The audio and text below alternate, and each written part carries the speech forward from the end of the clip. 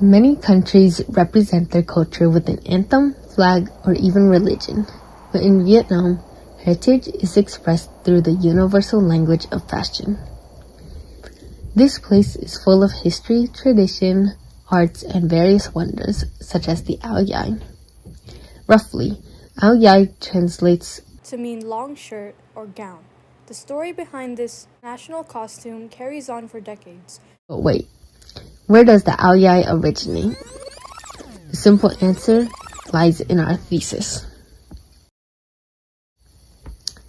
In Vietnam, clothes were mainly used for practical purposes and were not pleasing to the eye. This was changed when Lord Nguyen Phuc Quat introduced the Ao Ngo Tan, which later became the first prototype for the Ao Dai. Years later, it was westernized and improved by designers like Le Mer and Le Faux, allowing it to be adorned by many and ultimately evolve into the national dress of Vietnam. Dating back to 2000 BC, a theory circulates that similar clothing exists prior, coming from a village in northern Vietnam called Dong Son. Its culture hosts bronze drums with engravings of people wearing two flap tunics that were noticeable on a few of these ancient relics. This was believed to be the first evidence of Ao Dai before the Han Chinese influence. Later, in 1954, the country was divided into two for over 20 years. The Democratic Republic of Vietnam ruled the northern half, while the south was exposed to Western style of life. In the north, they wore the Ao Gao Lin, a blouse or coat atop a halter top doubling as a bra along with the skirt. This was inspired by Han Chinese clothing before the 18th century. The bridal Ao Gao Lin preserved the same elements, though it was worn with a hat, a tie in the front, and featured a longer gown. In the south, they wore something called the Ao Bava. This was a shorter gown that was worn with trousers, inspired by Champa-style clothing. The shirts are colorless and long-sleeved with pants made of silk. A line down the middle cuts the shirt in half, and a cut on both sides of the waist made the two flaps split equally. Peasants and farmers typically wore this as it was suitable for field work. It was made in dark colors, but bright colors were seen for special occasions, such as the bridal Ao Bava. This preserved the long-sleeve gown with trousers, yet altering it to be more formal with a longer gown and a slit from the waist down.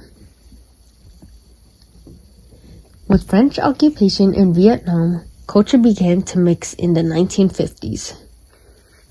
Nguyen Cat Dong, better known by his French name Le Mer, westernized the Ao Dai. He added many features that still stand out today, such as puffy sleeves and a fancy collar. Along with this, he added vibrant colors to the fabrics And overall, made the Ao Dai more westernized. This was seen as inappropriate to Vietnamese society, and an artist named Le Faux changed the dress to be more traditional. He kept the feature that was tightened to women's bodies but got rid of the puff sleeves and lengthened the dress. The collar was changed to be simpler and higher up the neck, which was accepted by conservatives.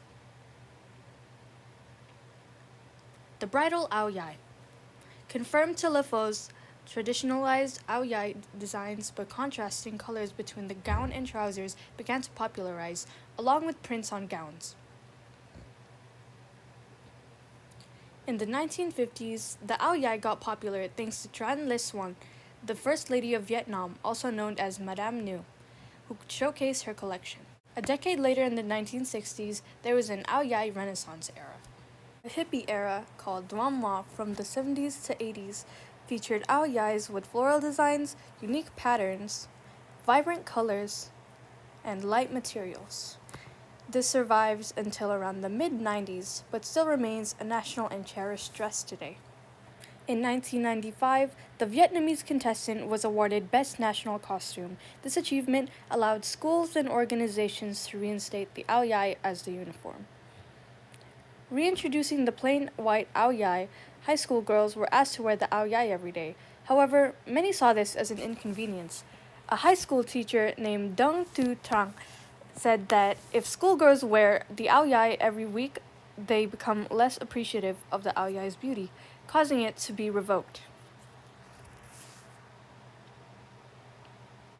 Festive variations of the ao dai are seen on Lunar New Year, or Tet in Vietnamese culture. Many colors are everywhere, but red is the most prominent. Men and women both wear the ao dai on this special occasion, but it's more common for women to wear this festive garment. Red symbolizes luck, prosperity, and warmth. A treasured symbol of elegance, tradition, culture, and love for your country as a form of embracing roots. The ao dai symbolizes the heart of Vietnamese heritage. Despite the differences between South and North separation and differences in ao dai, today's modern ao dai unifies women nationwide. The ao dai balances features of Vietnamese culture and Western influence, producing a dress that satisfies both sides. And with that, we bid you farewell with the following. Clothes in the past were mainly worn for work and representation didn't matter as much.